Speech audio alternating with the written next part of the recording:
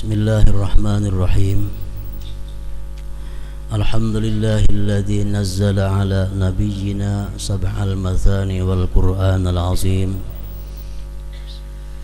alladzi yufraqu fihi kullu amrin hakim. Ashhadu an la ilaha illallah wahdahu la syarika lah al-ghaffarul halim. Wa ashhadu anna sayyidana Muhammadan abduhu wa rasuluhu ar-raufur rahim.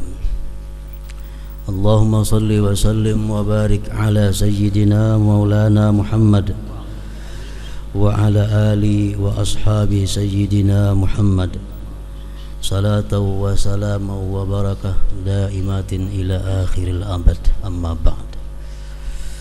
Yang kita hormati dan kita cintai para habaib, para alim ulama, muhibbin, hadirin wal hadirat rahimakumullah.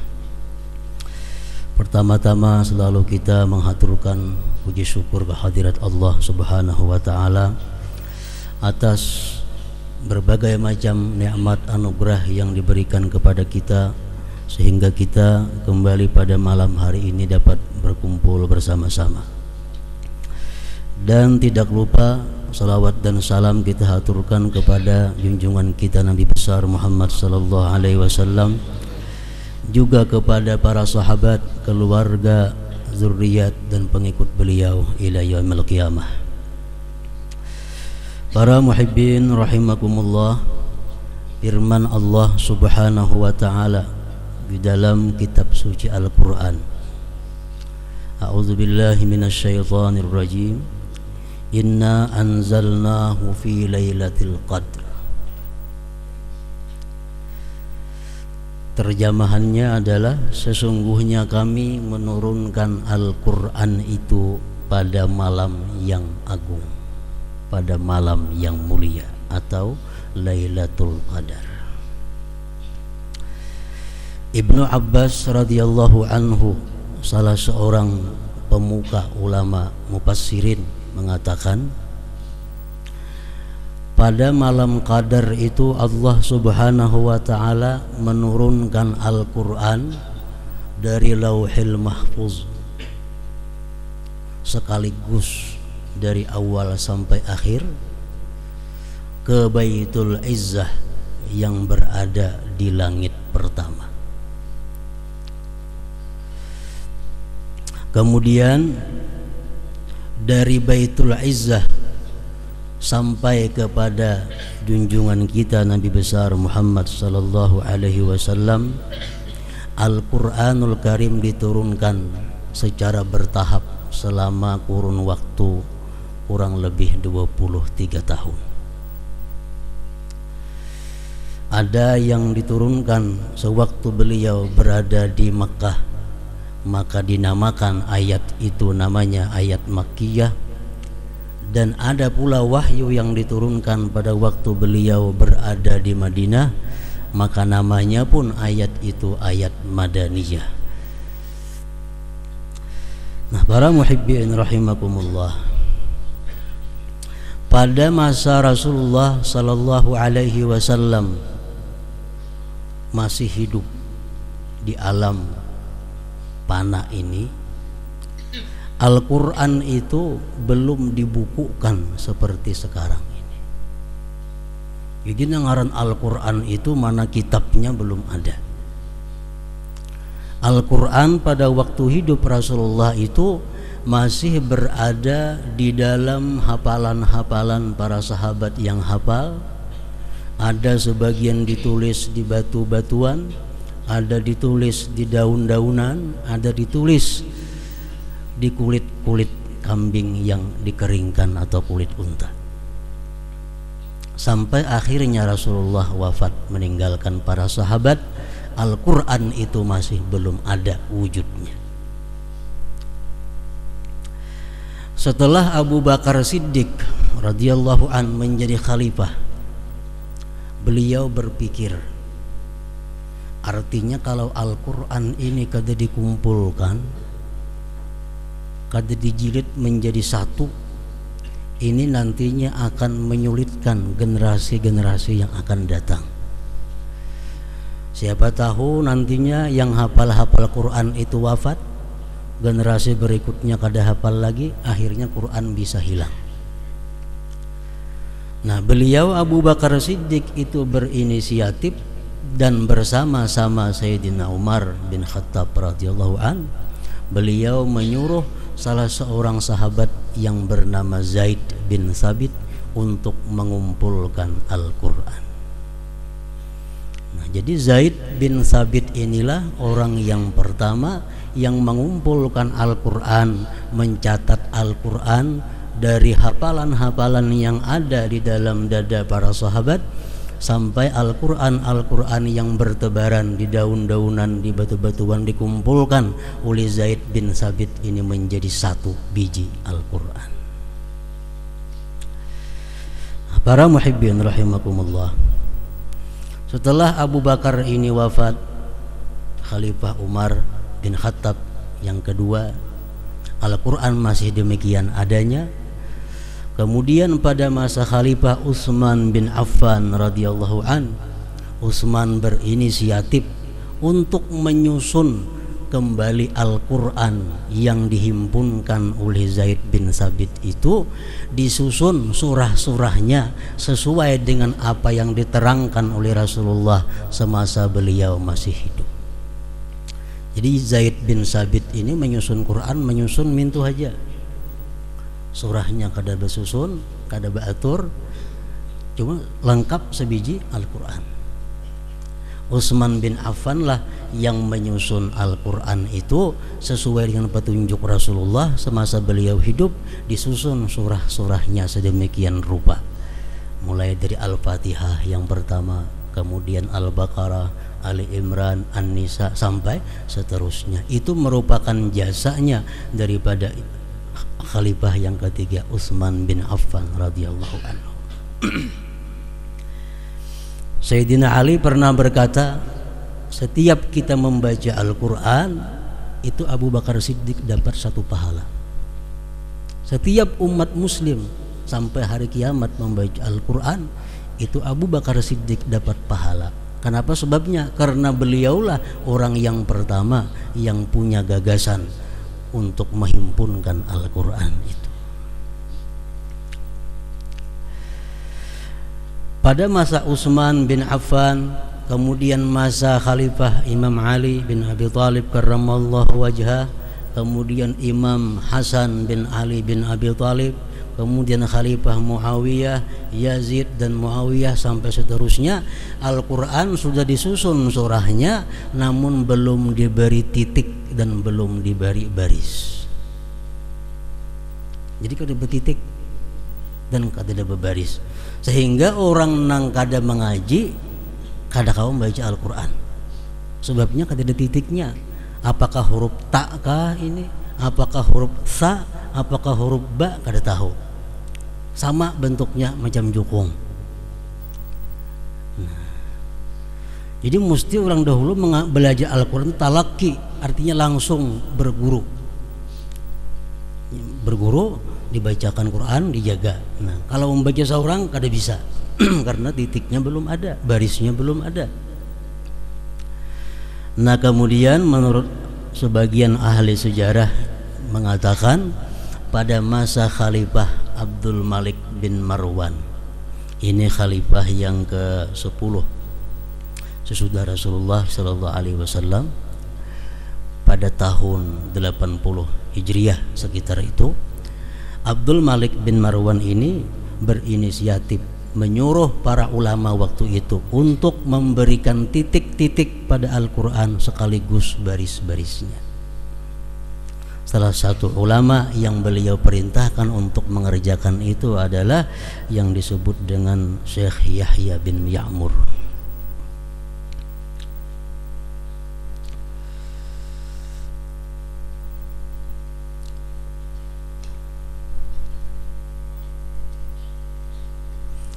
Para muhibbin rahimakumullah, akhirnya Al-Quran Al-Karim sampai kepada kita dengan mudah, dengan sudah nyaman dibaca.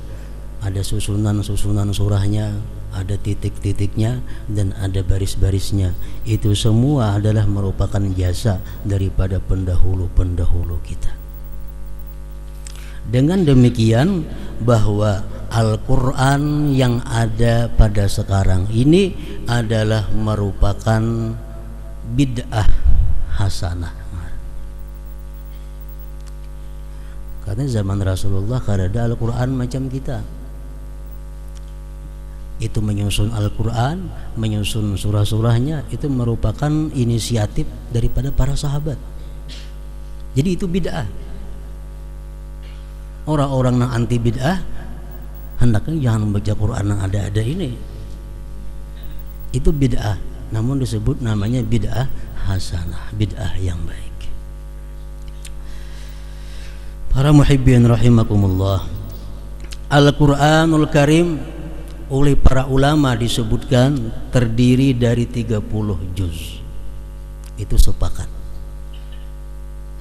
114 surah. Itu pun sepakat. 6.225 ayat. Nah, ini khilaf ulama.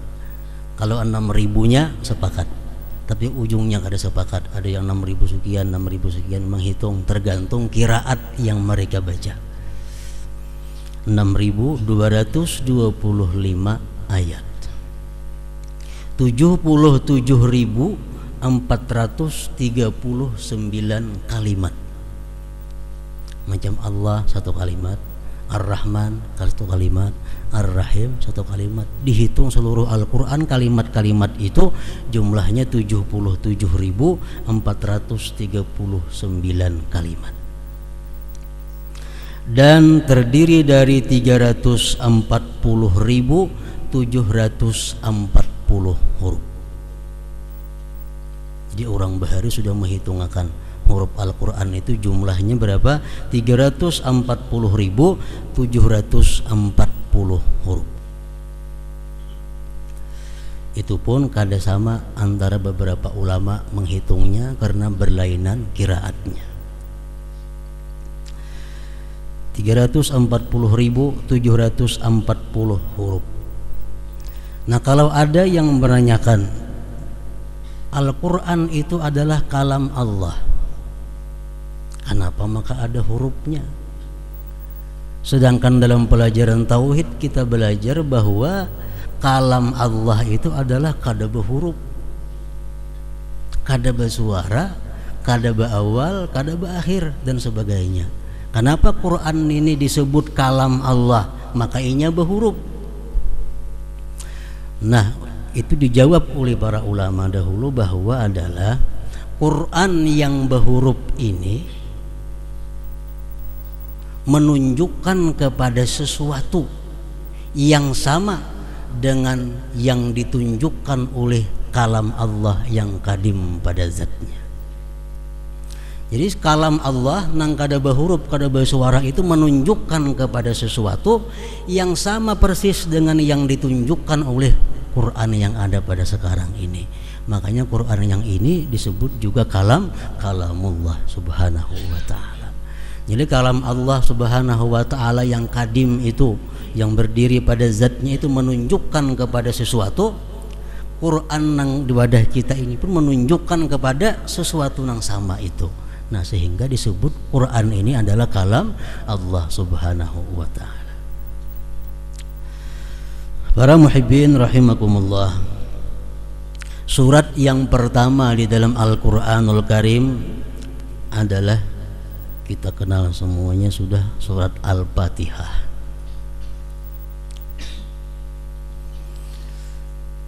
Ada beberapa macam nama surat Al-Fatihah ini.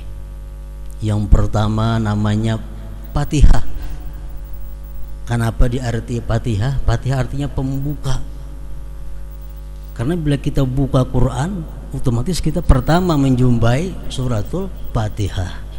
Nah, Fatihah artinya pembuka, Fatihatul Kitab atau Fatihatul Quran.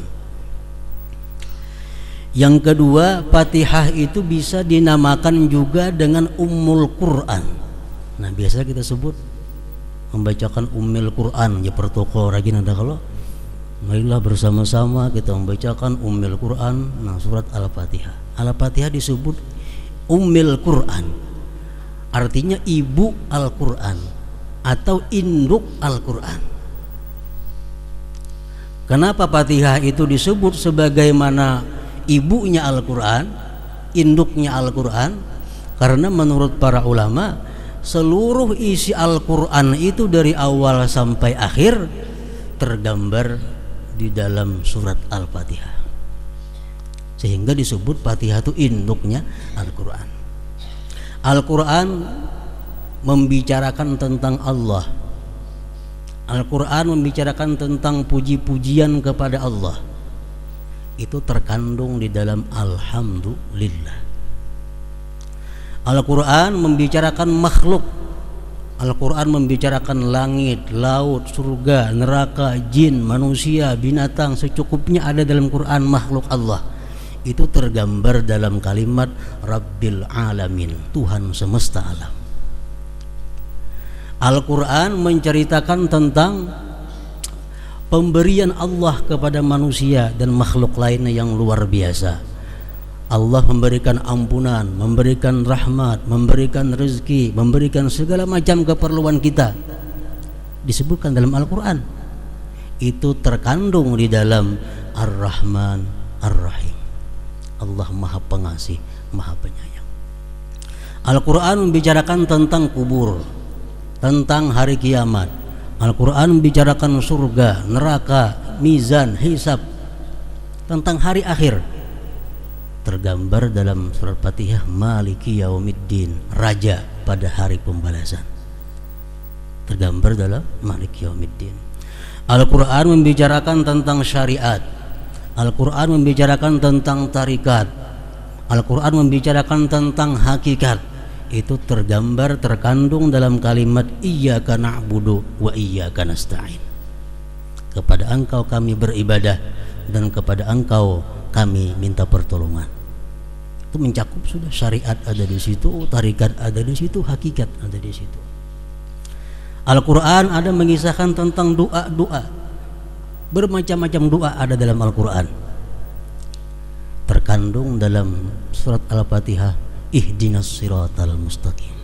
Berilah kami petunjuk kepada jalan yang lurus. Al-Quran ada menceritakan tentang para aulia, tentang para nabi-nabi, tentang orang-orang yang dikasihi Allah. Tergambar dalam Fatihah, Siratal ladzina an'amta alaihim.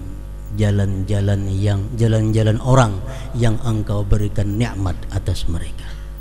Al-Quran bicara tentang orang kafir. Al-Quran bicara tentang orang-orang yang sesat.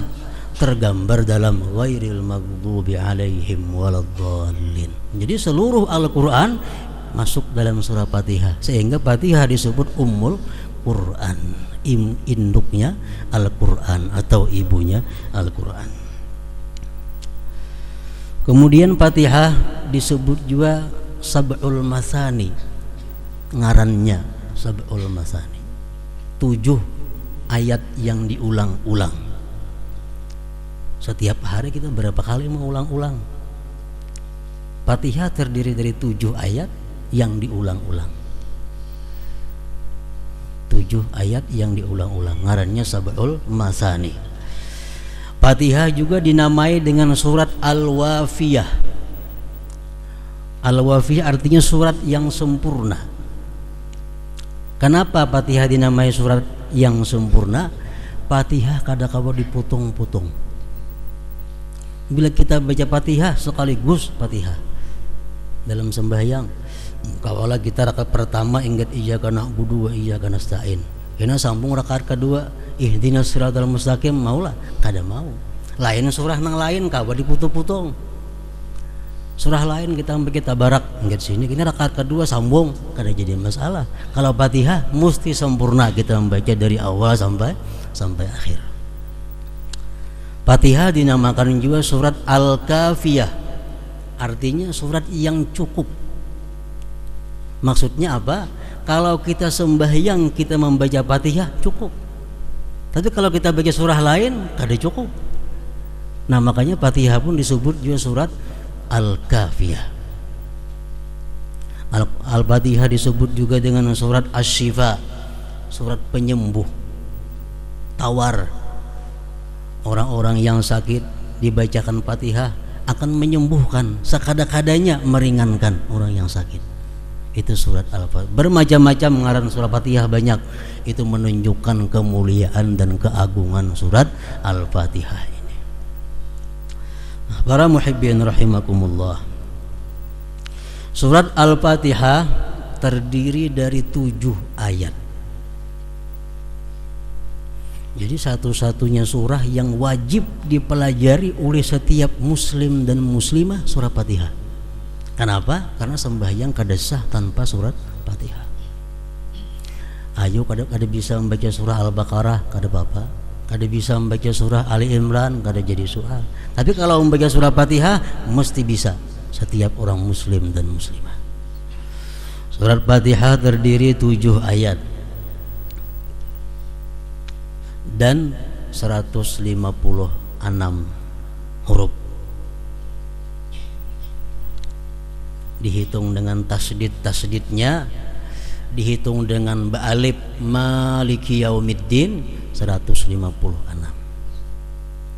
Ada yang menghitung 155 karena maliknya kada panjang. Maliki yaumiddin itu boleh 2. Kalau kita membaca Fatihah boleh panjang maliki yaumiddin, boleh pendek maliki yaumiddin. Nah, kalau kita maliki yaumiddin 155 huruf Fatihah. Kalau panjang 156. Nah, 155 surat Al-Fatihah itu hurufnya kada boleh kurang dalam kita membaca. Sahuruf haja kurang, Fatihah kita kada sah. Bila Fatihah kita kada sah, sembahyang kita pun jadi kada sah juga. Jadi mesti bacaan kita lengkap 155 atau 156 hurufnya. Para ulama tafsir mengatakan surat Fatihah itu diturunkan 2 kali. Pertama turun di Mekah dan yang kedua turunnya di Madinah. Satu-satunya surah Al-Quran yang demikian. Jadi surat Fatihah ini bisa disebut surah Makkiyah, bisa juga disebut surah Madaniyah. Kemudian ayat pertama dari suratul Fatihah menurut Imam Syafi'i ialah Bismillahirrahmanirrahim, ayat pertama. Ayat kedua Alhamdulillahirabbil alamin. Ayat ketiga Ar-Rahmanirrahim. Ayat keempat Maliki Yaumiddin atau pendek Maliki Yaumiddin. Yang kelima Iyyaka na'budu wa iyyaka nasta'in.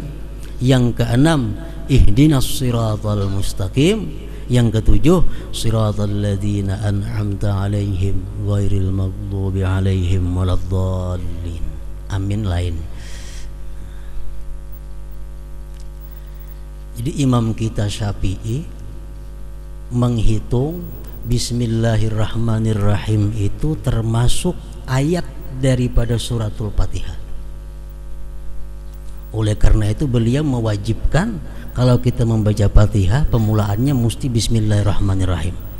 Dan kita baca benyaring bila sembahyang benyaring, baca begimit bila sembahyang gimit. Maghrib, Isya, subuh kita baca Fatihah benyaring bismillahnya. Bismillahirrahmanirrahim sama dengan yang lainnya. Karena bismillah ayat daripada Fatihah. Itu imam kita Syafi'i. Adapun Imam Malik, sekedar untuk kita mengetahui, Imam Malik mengatakan bahwa Bismillahirrahmanirrahim itu bukan Al-Quran dan apalagi termasuk ayat dari surah Fatihah. Menurut Imam Malik, Bismillahirrahmanirrahim dalam Al-Quran cuma 1 di surah An-Naml. Innahu min Sulaiman wa innahu bismillahirrahmanirrahim alla ta'alu alayya wa atuni muslimin. Itu aja. Lain pada itu bismillah hanya sekedar untuk memisah surah dengan surah yang lainnya. Jadi menurut Imam Malik Bismillahirrahmanirrahim itu bukan Al-Quran. Jadi kada boleh dibaca dalam sembahyang. Makanya kada bismillah orang banu. langsung Allahu Akbar, Alhamdulillahirabbil alamin. Nah, itu Imam Malik. Kalau Imam Abu Hanifah mengatakan Bismillahirrahmanirrahim itu Al-Quran, tapi bukan bagian dari Fatihah. Dalam sembahyang dibaca tapi begimit. Bismillahirrahmanirrahim, Alhamdulillahirabbil alamin, menyaring alhamdulillah. Bukan ayat dari Fatihah, tapi Al-Quran juga bukan ayat dari Fatihah, dibaca begimit. Kalau mazhab Hambali mengatakan bahwa Bismillahirrahmanirrahim itu ayat daripada Fatihah juga, tapi dibaca begimit. Alhamdulillah mulai menyaring. Nah, kalau kita keluar negeri misal, kita melihat mendengar imam macam itu, mungkin berlainan mazhab dengan mazhab kita. Nah, jadi masalah kayak apa andai kata kita mau ikut imam, nah imamnya kata bismillah. Misalnya kita berjalan ke daerah mana nang orangnya itu mazhab Malik. Mazhab Malik kada membuat bismillah karena itu bukan Quran. Jadi kalau imamnya ini orang mazhab Maliki, Allahu Akbar, Alhamdulillahirabbil alamin. Nah, kita di belakang kayak apa mazhab Syafi'i? Boleh kada mau ikut itu? Pendapat yang mu'tamad dari golongan ulama-ulama Syafi'iyah mengatakan pendapat yang mu'tamad adalah kalau kita mengikut orang itu kita tidak sah sembahyangnya. Kenapa? Karena Fatihahnya kurang seayat. Kada bismillah. Pendapat yang kedua dari mazhab kita Syafi'i mengatakan kita sah aja mengikut orang yang sembahyang meninggal bismillah itu. Nah, terserah aja lagi. Kita ke Makkah misal, kita kadang-kadang mendengar imam tuh bismillah, kadang timbul alhamdulillah aja. Nah, kada usah kita basing sembahyang, biarlah umat berjamaah, sebab ada aja ulama yang membolehkan demikian itu. Para muhibbin rahimakumullah. Jadi ayat yang pertama daripada Fatihah itu Bismillahirrahmanirrahim. Artinya tahu semuaan sudah, dengan nama Allah yang Maha Pengasih, Maha Penyayang. Dalam kitab Nahu, setiap kali huruf jar bi itu mesti ada ta'alluqnya, hubungannya dengan nama Allah yang Maha Pengasih lagi Penyayang. Aqra'u, aku membaca. Atau dengan nama Allah yang Maha Pengasih lagi Penyayang, abtadi'u, aku mulai. Kalau kita hendak makan, Bismillahirrahmanirrahim, dengan nama Allah yang Maha Pengasih Maha Penyayang, aku makan. Kalau kita hendak minum, Bismillahirrahmanirrahim, asyrabu, dengan nama Allah Maha Pengasih Maha Penyayang, aku minum. Nah, jadi ada kalimat yang dibuang. Jadi waktu kita membaca Bismillahirrahmanirrahim, dalam hati kita dengan nama Allah yang Maha Pengasih, Aqra'u, aku membaca ini kalam Allah Subhanahu wa ta'ala. Artinya kita ini bisa membaca, kita ini bisa berdiri, kita ini bisa sembahyang dengan nama Allah yang Maha Pengasih lagi Maha Penyayang. Nah, itu Bismillahirrahmanirrahim. Mengenai Bismillahirrahmanirrahim ini banyak sabda-sabda Rasulullah yang menerangkan tentang Bismillahirrahmanirrahim, mulai dari hadis yang kualitasnya sahih sampai yang dhaif. Rasul bersabda, kullu amrin dzibalin la yubda'u fihi bi bismillahirrahmanirrahim fahuwa abtar. Tiap-tiap sesuatu perkara yang mulia yang tidak dimulai dengan bismillahirrahmanirrahim, maka perkara itu akan kurang berkah. Kita makan, kita kada bismillah, makanan kita kurang berkah. Kita minum, kita kada bismillahirrahmanirrahim, minuman kita kurang berkah. Tiap-tiap perkara yang mulia yang tidak dimulai dengan bismillahirrahmanirrahim, maka itu kurang berkahnya, kurang kebaikannya artinya. Hadis beliau lagi mengatakan, man arada ay yahya sa'ida wa yamuta syahida falyaqul inda batida'i kulli syai' bismillahirrahmanirrahim. Siapa yang hidupnya beruntung, siapa yang ingin hidup beruntung, ingin mati digulungkan dengan syuhada, orang-orang yang syahid fisabilillah, maka hendaklah dia mengata tiap-tiap kali memulai sesuatu yang baik dengan bismillahirrahmanirrahim. Rasulullah bersabda lagi, "Idza qala al-'abdu bismillahirrahmanirrahim, qalatil jannah Allahumma wasa'daik inna 'abdaka fulan qala bismillahirrahmanirrahim Allahumma zahzihhu 'anil nar wa adkhilhul jannah." Bila kita mengucap bismillahirrahmanirrahim, surga berkata, ujar surga, "Wahai Tuhan, hamba Engkau Fulan bin Fulan mengucap bismillahirrahmanirrahim. Jauhkan dia daripada api neraka dan masukkan dia padaku." Setiap kali kita mengucap bismillahirrahmanirrahim. Nah, jadi bismillahirrahmanirrahim ini adalah permulaan tiap-tiap sesuatu yang baik. Quran dimulai dengan surah Fatihah, Fatihah dimulai dengan bismillahirrahmanirrahim. Namun ujar para ulama mengatakan kada semua sesuatu baik dimulai dengan bismillahirrahmanirrahim. Jadi kita mesti belajar juga, karena ada hal-hal yang di situ kita kada baik membaca bismillahirrahmanirrahim. Lalu oleh ulama fikih dibagi 4 hukum, bahkan ada yang mengatakan sampai 5 hukum tentang mengucap bismillahirrahmanirrahim ini. Pertama, mengucap bismillahirrahmanirrahim hukumnya wajib ketika sembahyang. Membaca surat Fatihah ada bismillahirrahmanirrahim, itu wajib. Yang kedua, membaca bismillahirrahmanirrahim sunat ketika kita hendak berwudu, hendak mandi, hendak makan, hendak minum, bismillahirrahmanirrahim, itu sunat. Ada lagi hukumnya membaca bismillahirrahmanirrahim itu makruh.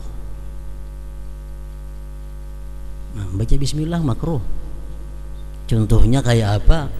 Oleh ulama fikih dicontohkan seperti orang yang hendak melihati kemaluannya sendiri.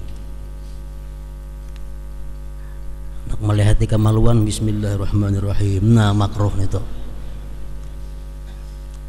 Makruh. Kenapa? Karena itu kada perkara yang mulia. Kullu dzibalin, bukan. Ada lagi membaca bismillahirrahmanirrahim itu hukumnya haram. Seperti orang yang ingin melakukan zina, seperti orang yang ingin minum arak bismillah umpamanya, nah, seperti orang yang ingin mencuri dan sebagainya, hal-hal yang diharamkan, hal-hal yang maksiat bila dimulai dengan bismillah menambahi dosanya. Karena mengucap bismillah pada waktu itu adalah hukumnya haram. Jadi ada 4 hukum membaca bismillahirrahmanirrahim itu, ada yang wajib, ada yang sunat, ada yang makruh, ada yang haram.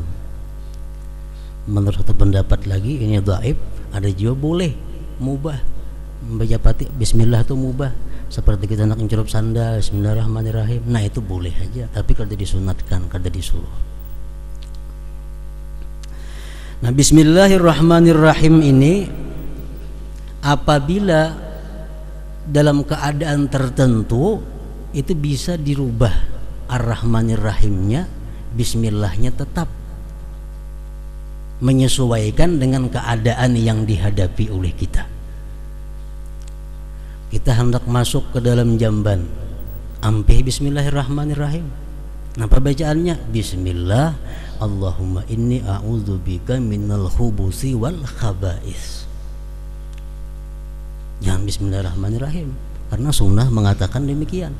Bismillah, Allahumma inni a'udzubika, ya Allah aku berlindung dengan Engkau, minal khubusi wal khaba'is, dari sitan laki-laki dan sitan-sitan perempuan. Hanya kita masuk ke dalam jamban, bismillah. Apa gunanya kita mengucap bismillah itu hendak masuk ke dalam jamban? Imam Ali bin Abi Thalib karramallahu wajhah mengatakan, pendinding antara syaitan jin dengan aurat kita adalah bismillah itu. Syaitan ada laki-laki, ada syaitan bini-bini. Kalau kita masuk ke dalam jamban, kita kada bismillah, syaitan tertawaan. Kenapa? Ini melihat jelas aurat kita. Nah, dalam jamban kita membuka aurat. Kalau laki-laki, syaitan bebinian nang mehentipakan. Nah, makanya berlindung dari syaitan laki-laki dan syaitan perempuan. Nah, jadi kalau bini-bini nang masuk ke jamban kada bacaan itu, syaitan lakiannya begiawan lawan kawannya. Nah, jadi ujar Sayyidina Ali, pelindung antara mata-mata syaitan dengan aurat itu adalah bismillah. Amunnya kada hafal bismillah sekurang-kurangnya. Bismillah hanya masuk ke dalam jamban, jangan dalam jambannya, masih di luar jamban membaca bismillah itu. Bismillah, Allahumma inni a'udzubika minal khubuthi wal khaba'is. Nah, dirubah sudah, jangan bismillahirrahmanirrahim lagi. Waktu kita hendak bersetubuh, disunatkan oleh agama, dipraktikkan oleh Rasulullah, kita membaca bismillah. Tapi jangan lagi bismillahirrahmanirrahim. Bismillah, Allahumma jannibna syaitan wa jannibi syaitan ma razaqtana. Ini sunat kifayah. Bila laki-laki sudah membaca, nang bini biar kada apa-apa. Bila nang bini membaca, nang laki kada apa-apa, kada usah. Karena itu kalau kedua-duanya baik lagi. Cuma kada bismillahirrahmanirrahim, bismillahnya aja dipakai, disambung lawan keadaan doa yang cocok untuk itu. Apa gunanya orang yang hendak bersetubuh itu membaca bismillah sampai seterusnya tadi? Hadis Rasulullah mengatakan yang ditafsirkan oleh para ulama, pertama gunanya, kalau orang bersetubuh itu membaca bismillah sampai habis tadi, dia terhindar daripada syaitan.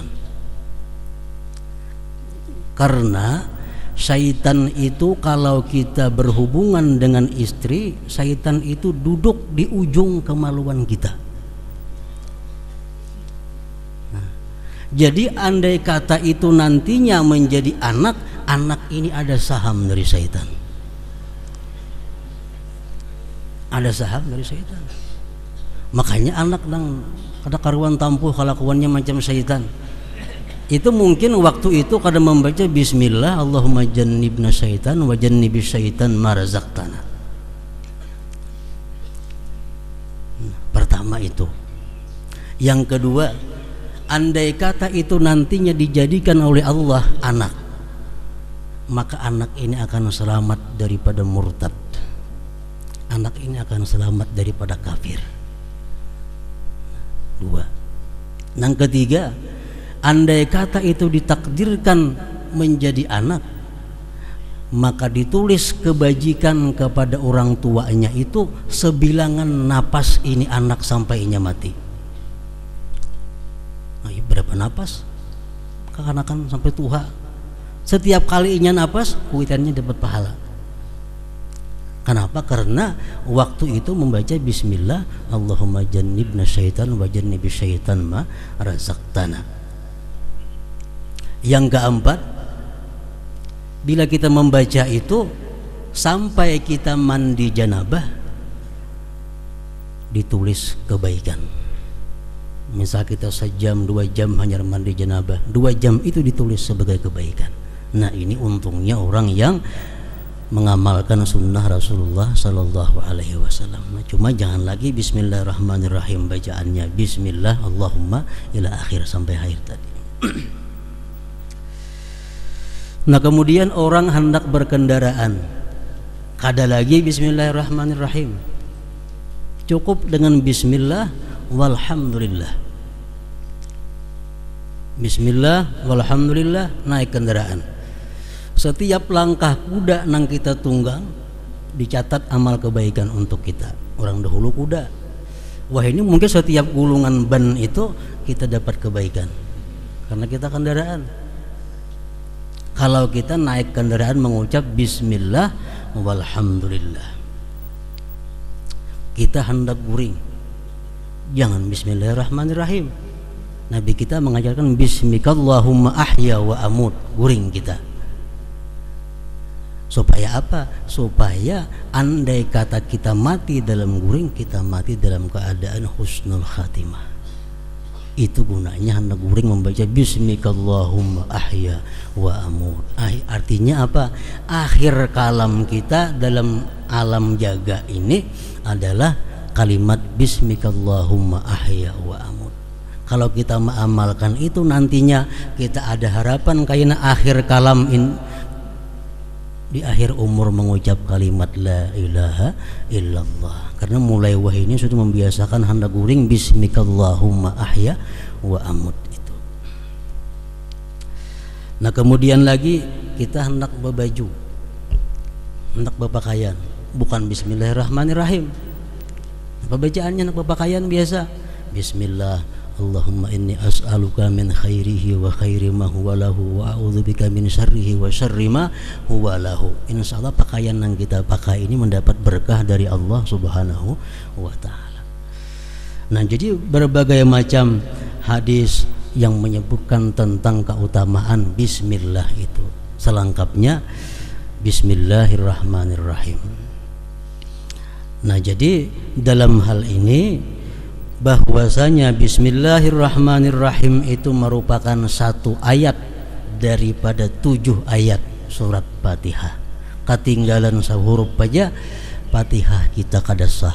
Bila Fatihah kada sah, otomatis sembahyang kita pun kada sah juga. Nah, selanjutnya ayat yang kedua daripada surat Al-Fatihah itu adalah alhamdulillahirabbil alamin. Insyaallah pada minggu yang akan datang.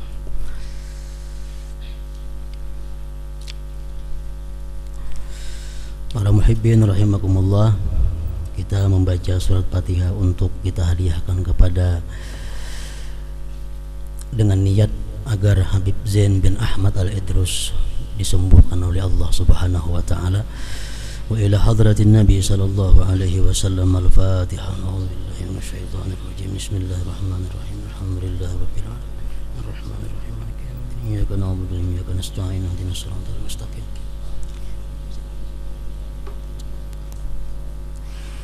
أشهد أن لا إله إلا الله وحده لا شريك له وأشهد أن سيدنا محمدا عبده ورسوله لا إله إلا الله أفني بها عمري لا إله إلا الله أدخل بها قبري لا إله إلا الله أخلو بها وحدي لا إله إلا الله ألقى بها ربي لا إله إلا الله قبل كل شيء لا إله إلا الله بعد كل شيء لا إله إلا الله يبقى ربنا ويفنى كل شيء لا إله إلا الله